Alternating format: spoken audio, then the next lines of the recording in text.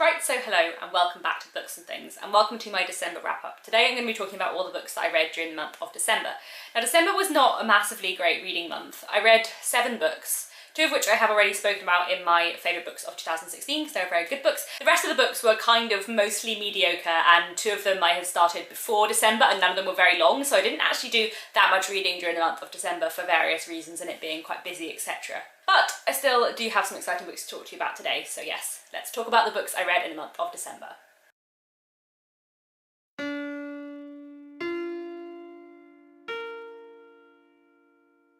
Starting as always with the classics, one of the books I read during December was The Hand of Ethelberta by Thomas Hardy. This I have already spoken about in my favourite books of 2016. I think it was something like my 18th favourite book of 2016, something like that. It was a very good book and one of those Thomas Hardy novels that is not very well known and is really underrated. I don't know why I had never heard of it until this year. I think it's absolutely brilliant and a really enjoyable, engaging, gripping read. The Hand of Ethelberta, which I have already spoken about, as I said, basically follows a woman called Ethelberta. She has come from quite a poor family, her parents are servants, but she managed to educate herself, become a governess, and then get married to quite a wealthy man. Her young husband dies very soon after their marriage and she ends up being taken in by his mother and sort of introduced to society. She lives as a lady, having to keep the secret from everybody that her family are servants, but also trying to provide for them in all the best ways she can. One of the things I really enjoyed about The Hand of Ethelberta is the way that Hardy explores kind of social issues and the way that people treat servants. I also really enjoy the pacing of it. It's a really dramatic, engaging read and like so much happens. It's maybe like 400 pages and so much happens, like so many things occurring. It's really brilliant and really engaging read. I loved all of the characters as well, and Ethelberta herself is a really interesting character. You don't always like her or always approve of her, and sometimes she makes decisions for the wrong reasons. There's a lot in the book about kind of what might be a moral reason to marry someone and what might be an immoral reason to marry someone, and Ethelberta makes decisions which are perhaps arguably the best for her family, but are also slightly dubious. I also really like the fact that she is a poet and a writer. She writes novels, but rather than publishing them, she reads them aloud, she does dramatic performances, and Hardy explores this in a really interesting way. So, for example, one lesser-known Hardy novel that I didn't especially enjoy was A Pair of Blue Eyes, in which the main character is a writer. She writes a novel, but we hear like next to nothing about it. It's basically just like a plot device, and that really annoyed me because I really wanted to know more about her as a writer. But one thing I liked about The Hand of Ethelberta is that we do get to know quite a lot about Ethelberta as a writer. There is a lot of other people discussing her poetry and discussing her performances and her storytelling, and I thought that was really interesting. It's nice to see much more to her character than just all of the romances and the love triangles, squares, pentagons, whatever's going on in Hardy, as always.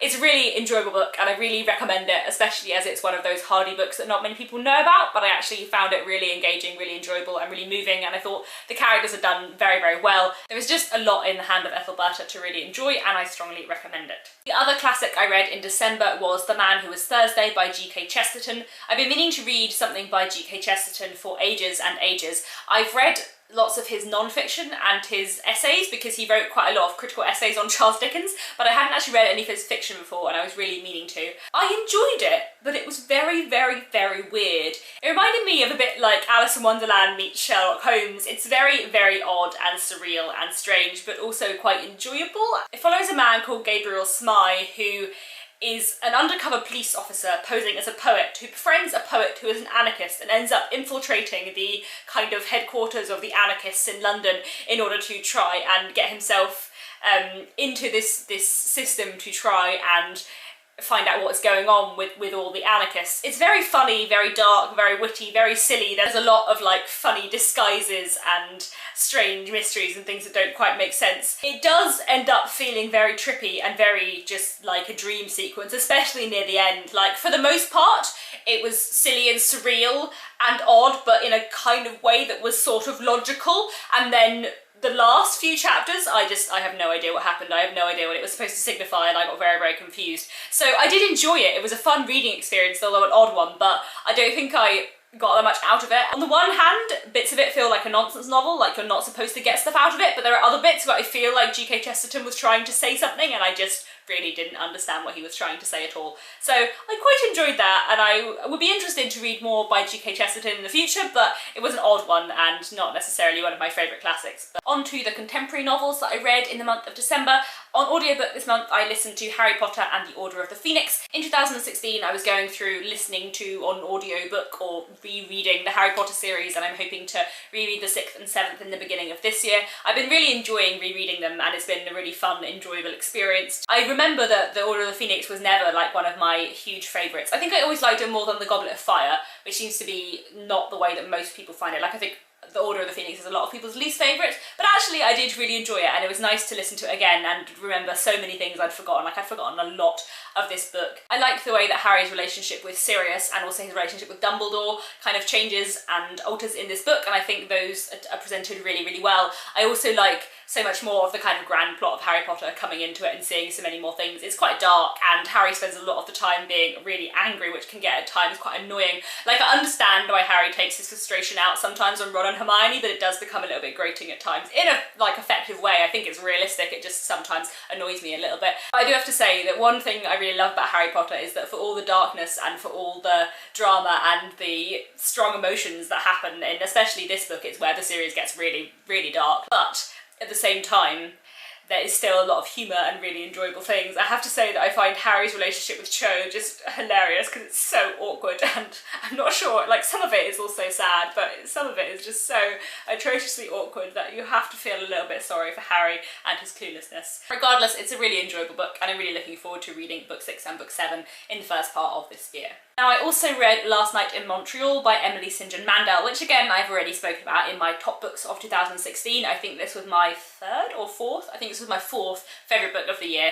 It is absolutely incredible. Please, please go and read this, because Emily St. John Mandel is so awesome. And I know a lot of people have read Station 11, but I think therefore people forget that she has other books, and her other books are also so completely brilliant. I read this on Christmas Day practically in one sitting, which was thoroughly, thoroughly enjoyable. It's such a pacey, brilliant, engaging, wonderful read, and I think I've already spoken about it twice because I spoke about it in my Christmas book haul too, but anyway, to repeat what is wonderful about this book. It follows the story of a girl called Lilia, whose parents get divorced when she is quite young, and she lives with her mother for a few years until her father comes and takes her away and abducts her. She goes missing and none of the police can find her, and her father lives on the run for most of her life, never staying in one city for more than a few months. When she gets older, she goes off travelling on her own, but still she never stays in one city more than a few months at a time. She meets a guy called Eli, they're in a relationship, she moves in with him, and then one day she decides no, she doesn't like to stay anywhere for too long, and she leaves. And the book follows Eli trying to find her, but also various flashbacks to her childhood and exploring much more about the life that she led and why.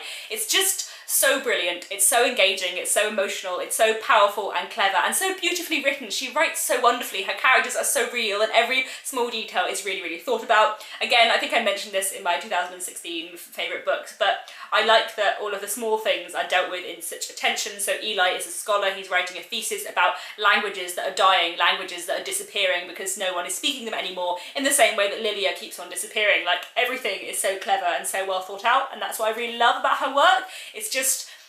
It's not just brilliant stories written really brilliantly with wonderful characters, the themes she explores, the way she deals with it, the like emotional poignancy of it, it's just so good. It's so good, and everything is great, and yes, I like Emily St. John Mandel a lot.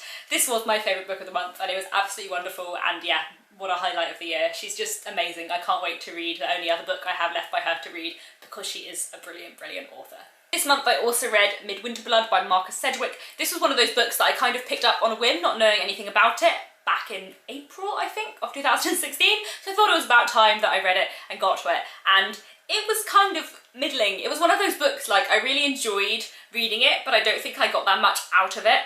The writing style is really easy to read, and for the most part the writing is good, and it was very easy to read. I'll talk in a minute about a book that I was reading for a lot of December that I wasn't really into and enjoying very much, which kind of slowed me down a lot, and I picked this up after I'd finished that, and it got me like back into the swing of reading, which is why I ended up reading Last Night in Montreal in one go, etc. So it was good in that sense, that it got me properly reading a lot again, and that I really enjoyed it and read it quite fast, but I just found there are a few things lacking about it. So Midwinter Blood is split into 7 sections, and it basically follows two souls who are moving through time, and in each sort of time frame they crop up as different characters. So for example, we start off in the year 2073, the next part is in 2011, then 1944, then 1902, then 1848, and so on. So we go slowly back in time and finally end up in 2073 again, and we follow these two characters in each story. It's almost like interconnected short stories in that way. And these two characters, Eric and Merle, end up in different bodies in different time frames. They're basically these two souls from way back in a really long time ago that chase each other through time and always ending up on this one particular island. There were some times when it worked quite well. Like, one thing that was interesting about it that I really can't decide whether I liked or found it creepy was that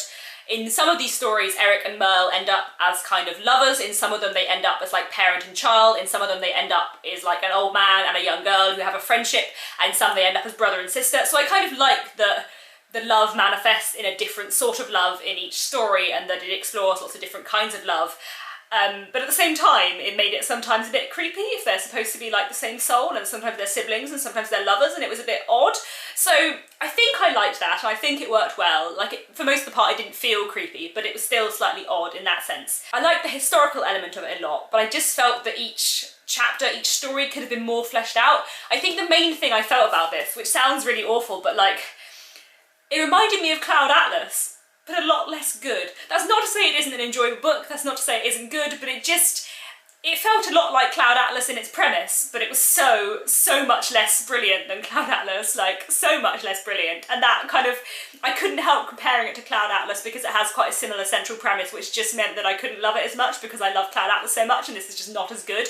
Partly just because each story isn't as well developed, because the history, the time frame, the story isn't as engaging. Partly because I think the idea of one soul moving through time in Cloud Atlas doesn't open itself up to cheesiness as much as this, where you have two souls moving through time. And that's the other thing I think about Midwinter Blood, which I struggle with, is that every now and then it's just quite cheesy, and for the most part it's not, and there's some writing that's really subtle and really beautiful and done really well, and then every now and then he just slips and there's something which is just cheesier than it needs to be. I was nearly at the point of giving it 4 stars, and then like the last very end there is a line like 3 sentences back from the end, I think it's like the 3rd last sentence, which is so cheesy that I was like, no, my judgment of this book has gone down, and I think I gave it 3 stars because that 3rd line from the end was so ridiculously cheesy that it really annoyed me, because I felt like he could have done better. Like, there's so much subtlety in the writing in parts of this book, and I like that it's all in quite short sentences and kind of not snappy but sparse in a really effective way, and then every now and then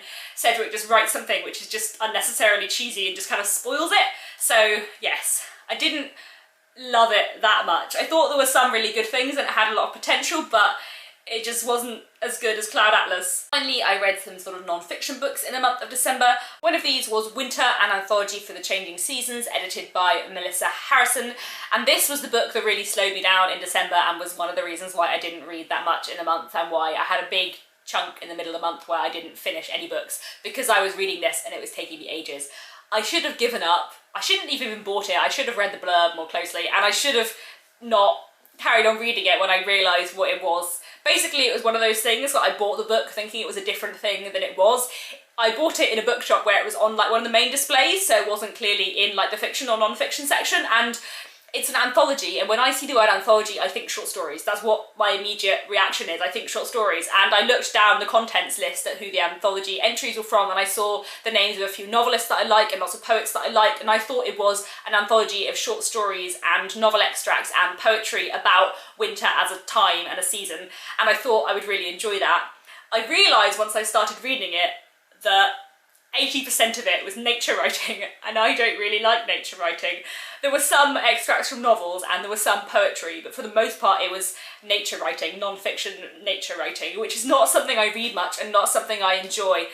And I should have just stopped and not carried on reading it, but I really hate giving up on things and I wanted to give it a try, so I read it through to the end and it just took me like ages. It was like a 250-page book. I don't have it. It just wasn't what I like at all. It was not my thing. I should have given up, but I wanted to persevere, but in general I just really didn't enjoy it. Not because it was bad, but just because I don't like nature writing. I'm not really interested in it at all. The other thing about it, which I think is more a genuine criticism than just like a personal one, is that so there were a lot of different extracts and pieces of writing, some of which were from like now and some of which were from the past, but they obviously had commissioned lots of nature writers to write stuff now, so there were lots of bits from 2016, and then there were a lot of extraction books that are out of copyright, and there was like hardly anything from the 20th century, and I work in publishing, I understand they did it because a lot of that is in copyright and it would have been more expensive, but at the same time it felt like there was a big kind of gap there that didn't really make sense and didn't really work.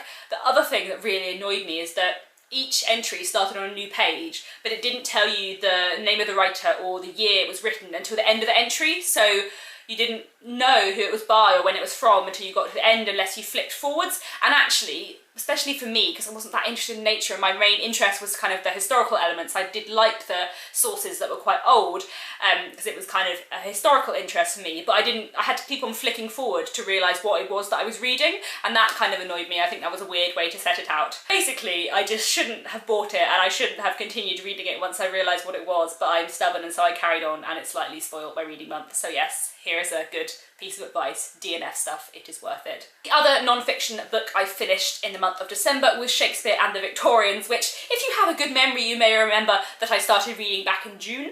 I read it in June, July and August, and then I kind of gave up on it and didn't read it at all until the last couple of weeks, in which I finally picked it up in December and finished it, mostly just because I wanted to get it off my currently reading shelf on Goodreads. Shakespeare and the Victorians is an academic book by Stuart Stillers, which basically explores the relationship that the Victorians had with Shakespeare and the way that the Victorians used Shakespeare in their life, in their culture, on stage, in their novels and so on.